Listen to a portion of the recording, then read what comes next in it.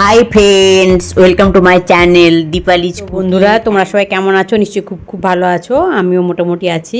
তো দেখো, অনেক দিন পরে তোমাদের দাদা ভাই একটা বড় চিতল মাছ কাটিয়ে এনেছে বাজার থেকে। তো এই চিতল মাছটা খুবই বড় ছিল। তো আমরা কিছুটা নিয়েছি আর কিছুটা আরেকজন নিয়েছে, মানে তোমাদের দাদাভাই আরেকজন অন্য একজন নিয়েছে আর তোমাদের দাদাভাই নিয়েছে, দুজন ভাগ করে নিয়ে এসছে। দেখো, এটা ধুয়ে নিয়েছি পরিষ্কার করে। তো অনেকগুলোই মাছ আছে। তো এখন আমি 3 পিস মাছ নিয়ে রান্না করে নেব। যেহেতু আমি তোমাদের দাদাভাই আর আমার মেয়ে খাবো, তাই 3 পিস মাছ আমি নিয়ে নিচ্ছি। নিয়ে ভালো করে নুন হলুদ মাখিয়ে রাখছি। আর চিতল মাছটা কীভাবে রান্না করছি সেটাই তোমাদের সঙ্গে আমি আজকে শেয়ার করব।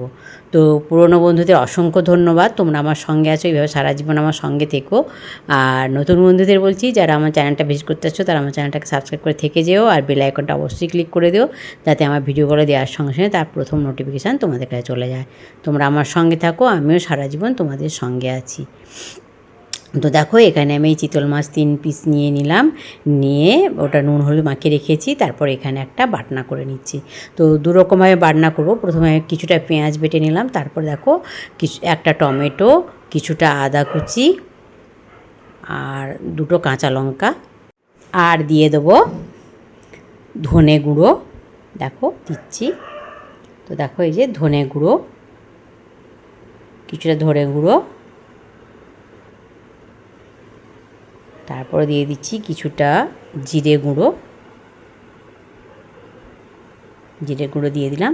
আর দিয়ে দেবো এখানে আমি কিছুটা কাশ্মীরি লঙ্কার গুঁড়ো, যাতে কালারটা ভালো আসে।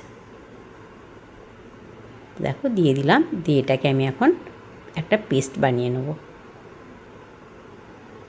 আর এই যে মাছগুলোকে আমি নুন হলুদ মাখিয়ে নিচ্ছি। ভুল বলেছিলাম, নুন হলুদ মাখিয়ে রাখা হয়নি, আগে বাটনাটা করে নিয়েছি। এবার আমি এটাকে নুন হলুদ মাখিয়ে রেখে, তো নুন হলুদ মাখানোর পরে এটাকে আমি ভেজে নেব। তো চিতল মাছ কিন্তু খুব বেশি ভাজতে হয় না, অল্প করে ভাজলেই এর স্বাদটা বেশি ভালো লাগে। তাই আমি কিন্তু অল্প করে এটাকে ভেজে নেব। আর তোমরা কিন্তু অবশ্যই একটা লাইক দিয়ে দেখো, বরাবরের মতো আমার ভিডিওটা কিন্তু খুবই ছোট হবে। আর অবশ্যই একটা কমেন্ট করো, আর পুরোটা দেখো, কেউ কিন্তু স্কিপ করে দেখো না। আর মিষ্টি কমেন্ট করো, কমেন্ট পড়তেও ভালো লাগে, কমেন্ট ধরে তোমাদের কাছে যেতেও আমার খুবই ভালো লাগে। আর যদি রান্নাটা তো তোমাদের খাওয়াতে পারবো না, দেখে যদি তোমাদের খুবই সুস্বাদু হয়েছিল আমি বলে দিচ্ছি।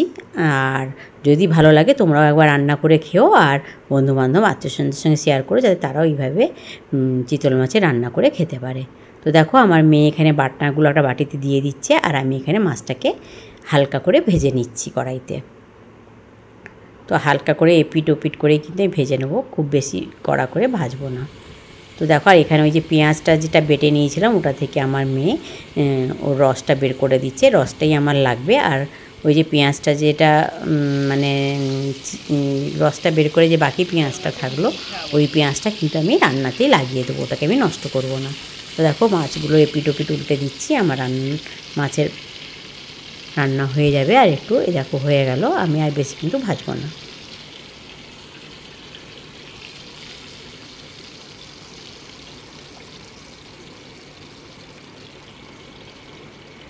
তো দেখো, মাছগুলো আমি সব প্লেটে তুলে নিলাম।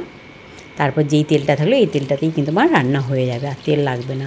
তো বেশ কয়েকটা কাঁচা লঙ্কা আমি চিড়ে রেখেছিলাম, সেই কাঁচা লঙ্কাগুলো দিয়ে দিলাম। আর কিছু ফোড়নে আমি দেবো না, শুধু কাঁচা লঙ্কা দিয়ে আমি রান্নাটা করব। ফোড়ন, কাঁচা লঙ্কা ফোড়ন দিয়ে। আর এই দেখো, সেই পেঁয়াজটা যেটা থেকে রস বের করে নিয়েছিলাম, ওই পেঁয়াজটা আর কিছুটা কোচানো পেঁয়াজ আমি এখানে অ্যাড করে দিলাম। এই পেঁয়াজটাকে আমি একটু ভেজে নেব। তো এই তরকারিটাতে কিন্তু মশলাটাকে যত ভালো করে কষবে ভাজবে, তবেই কিন্তু এর টেস্টটা ভালো আসে। আর এখানে কিন্তু আমি রসুন ইউজ করিনি। তো তোমরাও কিন্তু একটু ধৈর্য ধরে মশলাটাকে ভালো করে একটু কষিয়ে নিও যদি রান্না করো। আর দেখো, এখানে আমি পরিমাণ মতো লবণও দিয়ে দিলাম, দিয়ে একটু পেঁয়াজটাকে ভেজে নিচ্ছি।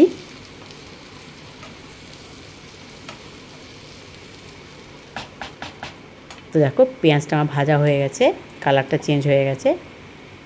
এবারে আমি এখানে পরিমাণ মতো আগে বাটনাটা দিয়ে দিলাম, যে বাটনাটা করে রেখেছিলাম, ওই যে আদা আর টমেটো আর জিরে গুঁড়ি, ধনে গুঁড়ি, কাশ্মীরি লঙ্কার গুঁড়ি, আর দিয়েছিলাম 2টো কাঁচা লঙ্কা।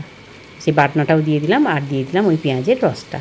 এটাকে একটু ভালো করে কিন্তু এবারে কষতে হবে। তো পরিমাণ মতো হলুদও দিয়ে দিলাম, আর দিয়ে দেবো একটু চিনি।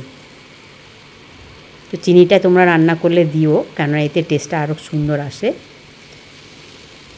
তো দেখো এবারে এটাকে আমি একটু ভালো করে কষিয়ে নেবো। এটাকে কিন্তু একটু ধৈর্য ধরে কষাতে হবে, তবেই কিন্তু এর টেস্টটা ভালো আসবে। তো সেটাই আমি করছি, তোমরা দেখতে থাকো, সঙ্গে থাকো।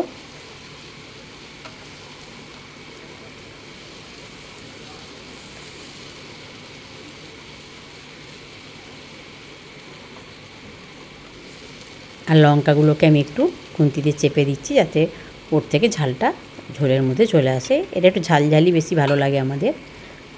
তো তোমরা যেমন যে ঝাল খাও সেভাবেই দিও। আর বাটনাটা যে করেছিলাম সেই জারটা ধুয়েও আমি একটু জল দিয়ে দিলাম, দিয়ে আরেকবার একটু আমি এটাকে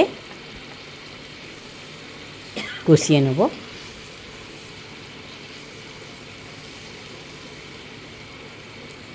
তো দেখো এপাশে আমি জল একটু গরম করতে বসিয়ে দিয়েছি একটা গ্যাসে। এখানে আমি গরম জল ইউজ করব। তোমরাও যদি রান্না করো গরম জলই ইউজ করো, কেন গরম জলের স্বাদটা ভালো আসে যে কোনো তরকারিতে।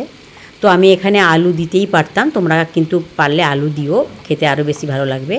আর যেহেতু তোমাদের দাদাভাই অফিস যাবে, তাই আমি তাড়াহুড়ো করে রান্নাটা করছিলাম বলে আলুটা দিইনি, কেননা তোমরা তো জানো আলুটা সেদ্ধ হতে একটু সময় লাগবে, তাই আলুটা আমি অ্যাড করিনি। তোমরা কিন্তু রান্না করলে অবশ্যই আলু দিও, তাতে আরও টেস্টটা ভালো আসবে। তো দেখো মশলাটা আমার কষানো হয়ে গেছে প্রায়।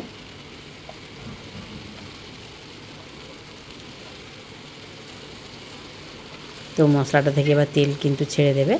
তো বললাম তো এই রান্নাটা এই মশলা কষানোটাই কিন্তু আসল ব্যাপার।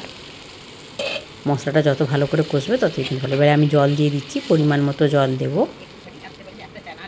ওই গরম জলটাই কিন্তু আমি অ্যাড করছি এখানে।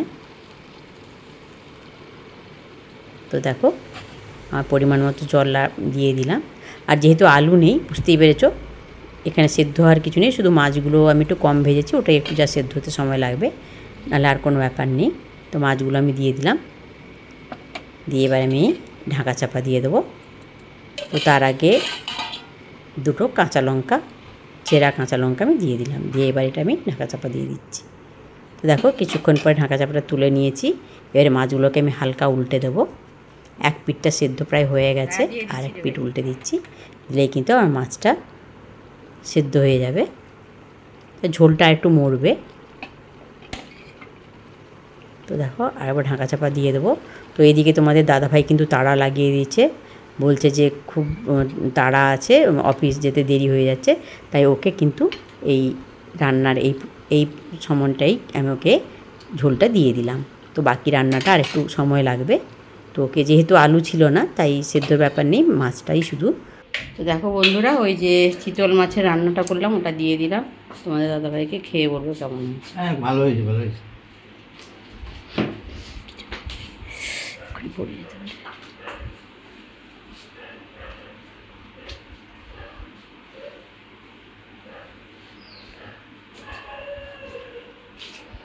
নুন ঝাল সব ঠিক আছে। সব ঠিক আছে। তো দেখো বন্ধুরা, তোমাদের দাদাভাই খেয়ে অফিস চলে গেল, আর এই যে বাকি রান্নাটা বাকি ছিল ওটা কিন্তু আমি আরেকটু রান্না করে নিয়েছি। তো দেখতেই পাচ্ছ ঝোলটা অনেকটাই মরে আছে।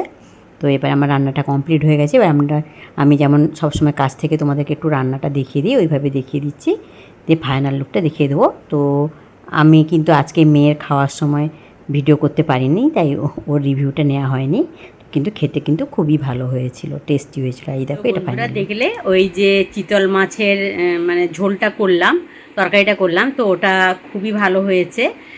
যেহেতু আমি পরে ভয়েস দিচ্ছি বলতে পারছি। তো তোমাদের দাদাভাই তো খেয়ে বলেই দিল ভালো হয়েছে। আর মেয়ে খাওয়ার সময় মানে মেয়ের খাওয়ার সময় ভিডিওটা করতে পারিনি।